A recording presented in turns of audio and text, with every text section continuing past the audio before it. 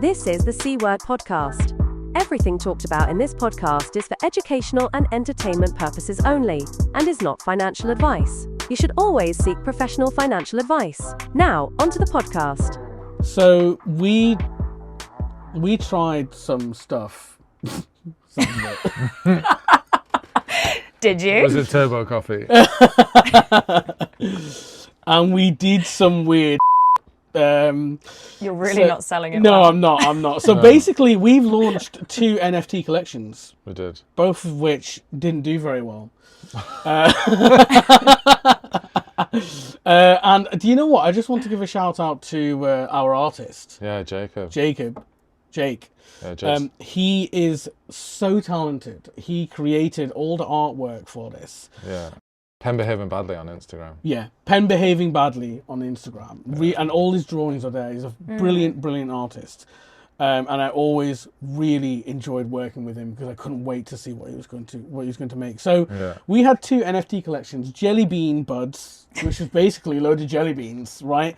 And Jake, understood the brief perfectly. He designed all the individual elements, and then I wrote a program to join them all together to create 10,000 individual ones. It was like 10 lots of eyes. Yeah. 10 I was just about to say bodies. how many's in the collection. Exactly. So 10,000. Yeah. And we just did, and we wrote a program that basically generated all 10,000 of them. Yeah. And we put it on OpenSea. And I think a couple of people, we had about 10 sales or something like that. And then that was the end of that. So, and then something went wrong with the smart contract, and it couldn't be sold. I don't know what happened. Disabled. Yeah, it was just disabled. There we go. I think we answered our own question. I still didn't really want to know what disabled means Yeah. We need to find out. on Yeah. OpenSea. It was fun building it because there was a big difference between the different types of NFTs. You know, we before talking about subway rats. Yeah. So there was NFTs that were just pictures, and you would have an artist make something that people wanted and sell it. Or there was other ones which was like a second generation of NFTs almost, where the smart contracts did something interesting based on something. So with the subway rats, there was like a map of the New York subway, and you could send your rat on a train from one station to another. And when it arrived at a new destination, the background changed. So it'd be like, Love that. you were in like a rooftop bar, or you were like downtown eating a piece of pizza, and it was like the thing behind the rats changed. So I got 2 rats. I and love had that them, like, though. moving around the thing, and you did it just like it's counted as a transaction in your wallet, but they would move around from one place to the I other. love that. But then were the images of the rats, were they all the same, just in different locations, or actually they were slightly different as well? All of the rats were different. So Okay, you'd have perfect. your own rat. I was going or to say, if multiple you were rats. going in the same location as someone else, you know what I mean? No, you would still have a unique one. It was Yeah. just so there was one background for each of the stops on the New York subway map. Nice. And then you had your own rat, or multiple. There was like different cute little. Like, It's funny that it's rats on the Could you get subway. more? Like, Yeah, no. like you couldn't get more offensive. they're so A cute. rat on the though. subway. And then there was another one that was like werewolves. Do you see that one? No. There was these werewolf ones, and each of them was different, but they changed based on the phase of the moon. So Oh, like, wow. every time you looked at it in your wallet, depending on what phase it was at, it would change. See, people love this sort of stuff, really. Yeah. Right? People like this sort of stuff. And what's sad is that we never capitalized on smart image generation as much as we should have. No. And what I mean by that is like, I'll give you an example. So I wanted to launch an NFT collection. It was just an NFT that would tell you the weather wherever you were, right? As in like upcoming weather, and it would display it to you as a picture. So the way that works is the server that is going to generate your image receives your IP address. Even if you don't allow location on your phone, you can still get a rough location of where you are, just a general area, right? So this location bollocks about turning it on and off, like, it still get your location. It doesn't matter, you know. A server can still get your location. We can get a rough location of where you are based on your IP address, and then using that latitude and longitude, we can ping a weather service and just say, what's the weather here? Yeah. And then we can draw the picture based on your weather service and serve it back to your phone. Yeah. And literally, it will just tell you the weather. And Nice. but that could work for anything. It could work Yeah. for how dangerous is this area that you've just landed in, and it could be red, yellow, green. Just an example. Yeah. I'm just making stuff up now, but you could do that. Yeah, it's really interesting because that's the difference with, like, what I thought made NFTs interesting was that they were kind of dynamic rather than just a picture. Yeah. But I yeah, the think jelly that- beans, we wanted them to, if you had different ones, they would have like a party. So the buds bit was what made it interesting, because if you had like different jelly beans, and we made this like matrix of how they all interacted with each other. So if you had different ones, they would be like in a room having a party. And if you had like the right mix of beans, then the party would be better. And if you had like I love that. one could just like really spoil the vibe, and it wasn't based on like It's still such a great idea. yeah. No, I'm loving this. But one of them wasn't just a downer. It was like some of the beans just wouldn't get on with each other. Yeah. So So, it's it's like like- its own little NFT community. Yeah. And then you would like sell the bean that was kind of ruining your party and buy a new one. And then it would Yeah, Love do you know what I this. mean? It was a brilliant idea. Maybe we just didn't like get around to being able to like market it better and stuff like that. I don't know, but the concept was really good. I'm just gonna The try. concept and, is really good. Yeah, like I'm just. and the beans were cute too. Yeah, I'm just trying to find like. Hold on, jelly bean buds. There they are. Yeah. I also think like this whole, the whole community is Yeah, they based are, around but- just having a laugh and like having fun. Yeah, exactly. Stuff like that would actually, it's just hilarious, right? Yeah, So it's, exactly. And I think what we might do, what we might do actually. Do you know what I really wanted to do? I wanted to turn this into like a clothing brand, apparel or something like that. You know what I mean? Like you can buy your jelly bean as a t-shirt or something like that. So even we still have the artwork, and it's still something we can do. So maybe on the next episode we might give away like JBB t-shirts yeah. Yeah. or something like that. Do you know what I mean? It's cheap as chips to run these off. So it could be a possibility, and then just say like, It'd be nice to finish it as well. So Yeah. because it was like there was a party scene, and you would just link your wallet, and then it would generate it with the ones Yeah. that were there. so. And I think what happened with everyone is that the price of NFTs just started dropping, and people were just losing money, and we fall into that trap, don't Yeah. we? Of like the price of NFTs falling, like delegitimized the authenticity of an NFT, and then in the end, people are looking at the amount of money that they're losing, and then all of a sudden now they care about what it is, and they look at it differently, and they're like, it's just a picture. But if it was going the other way, Yeah. they'd be like, oh yeah, look, it's an NFT. Yeah. Like NFTs are cool. But the moment it started going down, people start becoming hypercritical about what it actually is and the technology behind it, and they're like, it's a picture on a web server. And that's when we start to have the problem of, Yeah. well, what are NFTs still? That's why I thought these were more interesting, because that error message really proves that if it's just a picture, then it's just a picture. It's like a picture being held somewhere the same as any other picture. Yeah. But if you do something that's interesting, like there's the rats moving around or the jelly beans having a party, they're like flippant, fun Yeah. examples. Like you said, it's but like that additional layer Yeah. of, You Yeah. have- of NFTs, yeah. they've got to have like a use case, right? Do you know what I mean? They've got to have a use case or What something. about otherwise. like that place we used to meet in Soho, where it was just like a private members bar, but if you had an NFT, Yeah. it was your membership. Blacks. Yeah. It was called Blacks, and it shut down. R.I.P. R.I.P. Why? Well, there's a lot of like talk around what really happened behind the scenes, but to cut a long story short, the club was bought out by Crypto Bros. Classic. And You it can failed. probably guess how this is going to go. It became a membership-only NFT, of which I had a membership as well. It was great whilst it lasted, and then one day no one was allowed into the club, and that was the end of that.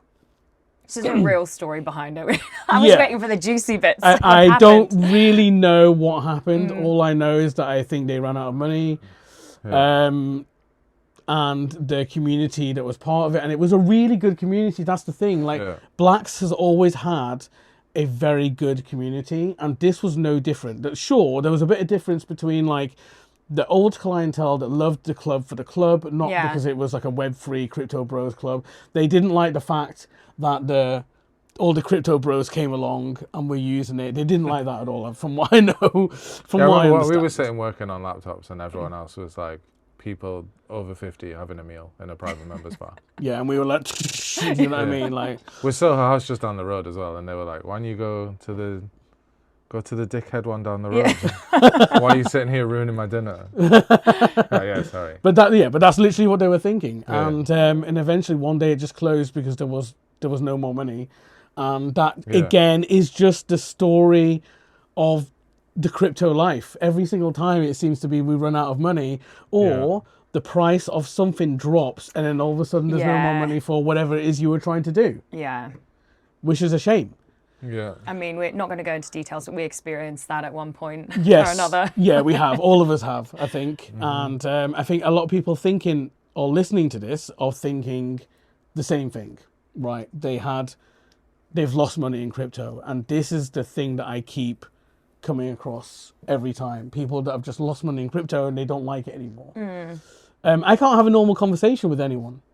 I can't, like, without them saying, "Oh, I lost money with crypto." I remember this one guy, really bizarre scenario, but it happens to most of us. We sort of just knew each other in passing. One day we started speaking to each other. He was one of these people, and we get these people a lot. They meet you and they tell you their life story straight away, right? Fine. I'm here for it, right? I'm here for it. I'm listening. Then at the end of his life story, right, I decided to sort of just tell him what I do, and I'm like, "Oh, I work in crypto," and he went from, and he just stopped. He just stopped, and he was just like, and you know, you can see it, right? You can see it in his eyes that he'd had a bad time. Yeah. Right, he'd had a bad time, and he'd lost a load of money in crypto. He thought it was going to be his dream. You know, he's going to be able to make his dreams from crypto. Yeah. It didn't happen. He's gone into a load of trouble, and he wanted out of that conversation so fast. He wanted out of my vicinity, actually. He wanted to get out of there. Because he would have taken his anger out on you directly. Like, you work in crypto, you're the reason why you're the reason that's having to give it back to me. You know, and you're exactly right. And he was just there, like, trying to be polite, like, "Oh, f***ing hate you." So it was just, you know, and I'll never forget what a split second change it was. He literally went from being all cheerful, happy, telling me his life story, being very proud of himself, you know, of course, you know, no problem with that, to desperately trying to get out of this conversation and stop the conversation. And literally within 2 minutes he was gone. He was just like, "Right, gotta go, see you later." Yeah. I thought it was really interesting though, because like we were saying before, a lot of my money that I'd lost, which is again weird, because like you were saying, you get so much in airdrops, and like I don't think I've actually lost any money. It was like, but it feels like it. Yeah, I bought a load of crypto right at the start, and then in the first year, it went really high, and I took out the money that I'd initially put in, and then I think after that it was mostly just sort of moving stuff around. Yeah. But that's good. It's good. So technically you didn't lose any money. No. Yeah. But like, I'd not made as much as I could if I'd been more sensible. But with the NFTs and stuff, I bought loads of NFTs, and I got really into NFTs, and a lot of them became worthless or were a scam, or like someone took over them, and it was like. But this is like disabled. But NFTs, it was more about the experience of it, because like while I was doing that, I got in touch with you and Jake about jelly bean buds and being like, "What if there's these jelly beans that like to party?" Yeah. And then Still Jake was like, great "I idea. could draw them," and Kia was like, "I'll build a thing that puts all the stuff together and write the smart contract." And then we started making it, and it was like the stuff that we learned about NFTs from me spending a load of ETH that I could have kept. I think it was still worth it, because like the fun that we had doing it and the things that we learned. Exactly. It was like, and we really built the good. software that puts it all together. We still got it. So it's that's good. Just make an NFT. Yeah, we collection. can just do it. Which is how we did the second one, because then afterwards we wanted to do one where we were just trying to generate money for charity. And we made another one, and because we'd set up the first one, it was really easy. Like equally, so that's a really good way that you've positioned that, because I think most people hearing this saying, oh yeah, we'll just create an NFT, and then everyone's like, well, what's the value behind that NFT, you know? So I think that's what also, I think we discussed it on the last one, that also scares people, because they're like, well, if anyone can just create one, where's the value, you know? But if you're putting something behind it, then fine. But yeah, I think that's where we've discussed it before, that no, and I know what you mean, and it's about creating the utility and the value, right? Because otherwise it's worth nothing to someone. You may as well just give them a rock. But I think that's what scares people, you know, when they sometimes hear it. But yeah, if you put it towards, you know, a charitable donation or something like that again brings utility to it, brings the purpose behind it. So exactly. So we built another NFT collection called No Turkeys, and it was really a play. I need to know the name of the reason behind it. It was NFT. It was just... No, it was the year, I don't know if you remember, but like maybe 7 years ago, there was a turkey shortage in the UK around Christmas, and there was like this. I don't think anything ever happened in the end, but there was like newspaper stories in October, November being like, there's not enough turkeys for everyone to have turkey at Christmas in the UK. And that is a national disaster in England. I mean, right? You know, we love our roast dinners. That's a massive problem. But me and Jake were talking about it, and he was saying like, but they put it out as this big story that some people won't get turkeys this year because there's a shortage. But there's a lot of homes in Britain where people don't have enough to eat every day. And at Christmas, it must be so sad to be like, and you're hearing it on the news and being like, some people aren't going to get turkeys this year, and there's going to be kids around the country that are like, well, we never have turkey. Why is that? And parents have to be like, we don't have money, so we don't get to eat the same food as everyone else, or like make up an excuse. And there's all the sort of the other issues where Christmas gets framed really like there's a good list and a naughty list, and naughty kids don't get presents. But then if your parents don't have any money to buy you a present, they're not going to tell you that. So every kid's just being like, oh, I must be really naughty if I don't have money, or my parents don't have money. And it sort of perpetuates this thing where it's pretty sad. Kids who don't have parents who don't have money, their kids can think that they're bad kids, which can then lead them down a certain path. And it's not true. Like, it's not like, be good kids. All kids can be good kids. They just don't have the right surroundings, or their parents have been unlucky, and it's not anyone's fault. So we want it to be where you could buy one of these No Fucking Turkey NFTs, and the money it was supposed to go. The money we raised would go to the Trussell Trust to buy Christmas dinners for families that didn't have money to buy Christmas dinner. So but none of the charities wanted to get involved with this because it was a crypto project. So Trust were just again, like, no. This is such... So just imagine that. We got together again. This time we had a beautiful charitable cause, right? You know, hunger, you know, Christmas time. And it was cutting edge because at the time NFTs were hot. They were still hot. Everyone knew about NFTs. Everyone wanted them. And it wasn't one of those bullshit like 10% of profits. It was like all the money. Yeah. We weren't siphoning anything, right? And we did the same. Jake did his magic, right? Did all the artwork. We had 10,000 turkeys, and then we had one golden turkey that had like, what was it? It had like gold chains on it and everything. It was incredible artwork. Do you know what I mean? Like Jake again smashing it. We went to Trussell Trust, you know, like we went to charities. Not one of them wanted to know. So I've got a few things on this. So I think, I mean, one, there probably was an intention saying, you know, no, we would love to get involved, but actually they just... So it's kind of hard. So working, you know, in traditional finance previously, charities are actually on a number of banking's restricted lists that they can't operate bank accounts for them or work with them due to the fact that you can't verify source of funds, because when people are constantly putting money into charities, you know, you can't verify it. From an AML perspective, they're just like, well, we can't work with you for that reason. The same way that, you know, gambling, gaming companies, you know, art dealers, some tobacco companies, you know, things like that are all on restricted lists for banking partners. So I think adding then the mix of, okay, this hasn't just come from fiat, this has come from crypto, I think that would just add another element that they probably did want to, you know, be involved, but actually they couldn't because of one, you know, they've got restrictions on the partners that they work with that they can't deal with crypto, but then also down to their internal infrastructure. You know, there was a charity that we were going to work with previously, and they simply said, look, unfortunately, our CFO says no, because we just don't have the way to track the money coming in, because we don't have the right infrastructure in place to manage anything but fiat. So I think, but yeah, it's sad to see, because you've just solved a big, you know. It's so annoying because, you know, it could have been massive. Yeah. It could have been massive, and we gave them the product. It was done. You know what I mean? We're like, listen, here it is. We just need someone to get on board with it. Oh my God, I love it.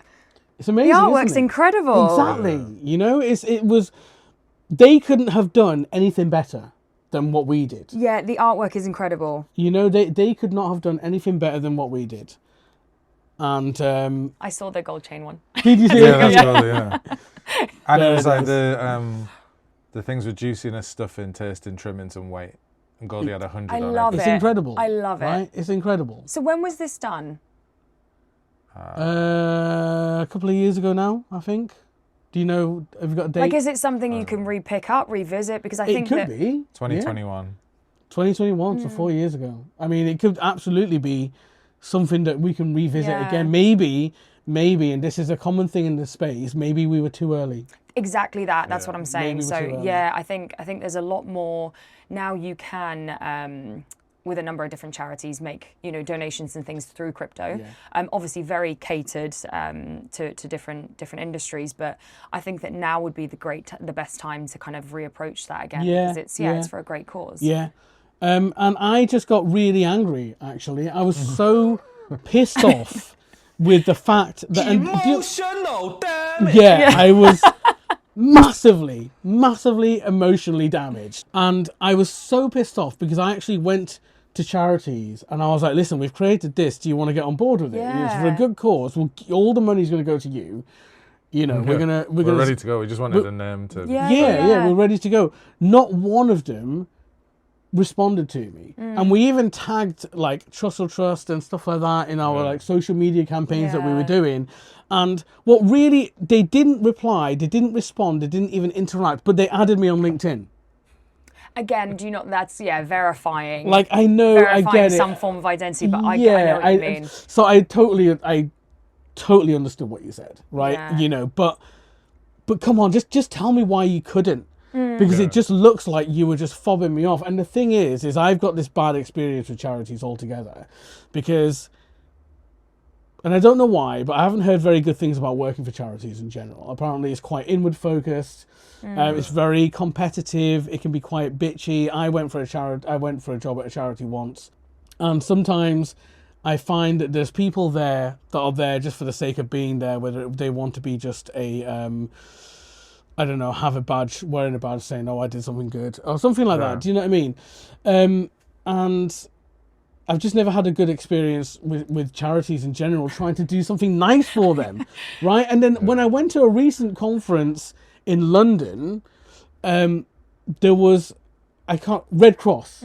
Red Cross were there, and I was surprised to see them there. There were two people standing there, and they were just talking, and I was like, "Oh, that's really good." And I was thinking about, NFT collections, crypto. There is a lot of money in crypto waiting to be donated, right? For sure. People want to do good things with their crypto, like as people want to do good things with their own money, like for good causes. Especially when it's like passive and stuff. Exactly. And it's you got for free. It's human. Like, people have crypto because they came into it, or they've got a lot of value from it because the value of it went up. But I went and talked to Red Cross, and I'm sorry to say this, but they had no idea why they were there.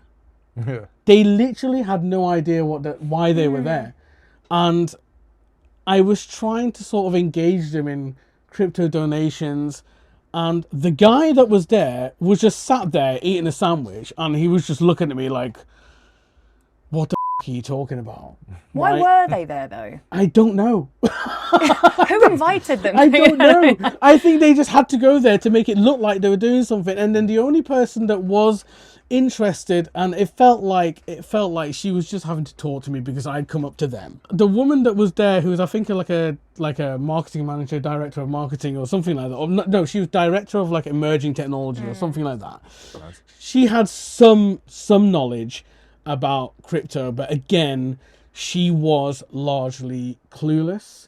And I was just like, why are you here? Why are you even here? And it got to the point where you could... Not gonna make it. Yeah, they're not going to make it, big time. And it got to the point where they're like, oh yeah, you know, we did something where we might be able to accept crypto via some other party, you know. And I was just really disappointed because they didn't know why they were there. Yeah. Someone had just shoved them there, gave them a stand and go, set it up, you're there for 3 days. This is at a conference called Zebu Live in London. Yeah. They do it every year. And I we was going? just so disappointed. You know, we're trying to do something good and they're not interested. Like there's billions and billions in crypto waiting to be donated. I guarantee it. And no one wants it.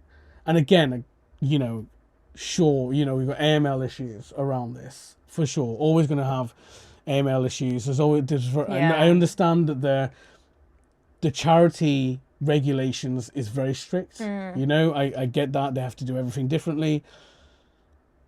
But why were they there? Like, and the one guy I can't get out of my head was the guy that was just sat there looking at me. But it was just the way he was looking at me. It was like I was talking a complete different language, and he was trying to decipher it. He was just there eating his sandwich. He was just like going. But also, I do think that's Stop if eating they're it. not in that space, I think that's also quite an intimidating element to be thrown into the deep end at Zebu, right? With its very heavily it's all Web3. Yeah. To be completely out of that sector and to get thrown in, and then everyone around you is trying to say, what, you know, crypto. I think that also can be quite intimidating. Yeah. So he found a secret escape in, you know, hiding in a corner and eating a sandwich. Yeah. So listen, I've done it before, you know. So Just honestly, like it was just it's burnt into my memory, the guy eating the sandwich, you know, and it's just mad. But again, this. I guess it comes on to the whole thing about like different personalities as well, like in the Web3 space. So you get people that are not very maybe put off by web technologies, just technologies in general, and you get the people that are into technologies. I don't know. You know, it's wild. It's mad that there's so many people in Web3 that aren't interested in In the Web3. web. How did you end up here?